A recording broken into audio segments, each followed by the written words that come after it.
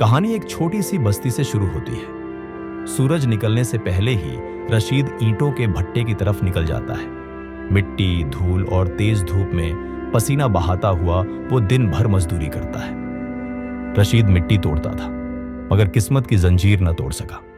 घर में शहनाज सुबह से शाम तक लोगों के घरों में झाड़ू देती, कपड़े धोती है। एक दिन एक घर की मालकिन उसे कहती है, तुम जैसे लोग सिर्फ नौकरी के लिए पैदा हुए हो। शहनाज खामोशी से कहती है, बीबी, इज्जत कपड़ों से नहीं, दिल से होती है। रात के वक्त वो तीनों बेटियां और माँ एक थाली में थोड़ी सी रोटी बांटकर खाती हैं। घर में गरीबी के साए गहरे हैं, मगर चेहरों पर हौसला बाकी है। आयशा स्कूल जाती है। उसके कपड़ों पर पैबंद लगे होते हैं, जूते पुराने, बस्ता फटा हुआ। क्लास की लड़कियां हंसती हैं। देखो, आयशा के कपड़ों में पेवंद है। आयशा मुस्कुराकर जवाब देती है, कपड़े पुराने हैं मगर ख्वाब नए हैं। एक दिन उस्ताद उससे कहता है, बेटी, तुम एक दिन बहुत आगे जाओगी। मगर हालात बिगड़ते जाते हैं। रशीद की तबीयत खराब होने लगती है। शहनाज भट्टे के मालिक सज्जाद से तनख्वाह मांगने जाती है, मगर वो कहता है, अभी पैसे नहीं हैं, जब हिसाब होगा तब दूंगा। शहनाज आंसू जब्त करके वापस आ जाती है। रशीद की बीमारी बढ़ती जाती है। अस्पताल वाले कहते हैं, पहले पैसे दो, फिर इलाज होगा। शहनाज मजबूर होकर अपनी शादी का हार बेच देती है, लेकिन देर हो चुकी होती है। रशीद दम तोड़ देता है। घर में खामोशी छा जाती है। चूल्हा बुझ जाता है। तीनों बेटियां अपने बाप का हाथ थामे रोती हैं। शहनाज की चीखें दिल चिढ़ देती हैं।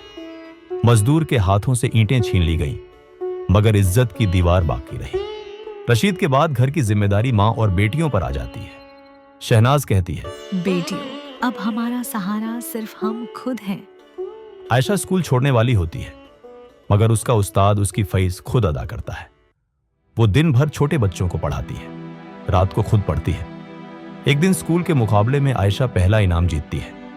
उसकी तस्वीर मकामी अखबार में छप जाती है। वक्त गुजरता है। आयशा स्कॉलरशिप पर मेडिकल कॉलेज में दाखिला लेती है। शहनाज फखर से कहती है, अगर रशीद जिंदा होता तो खुशी से फूल न जाता। चंद साल बाद आयशा डॉक्टर बन जाती है।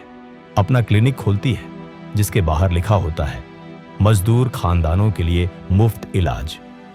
अब वही लोग जो कभी उन पर हंसते थे, रिश्ते लेकर आने लगते हैं।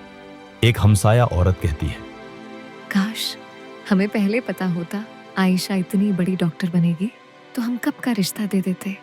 शहनाज मुस्कुराकर कहती है, जब हम गरीब थे तो किसी ने सलाम तक न किया।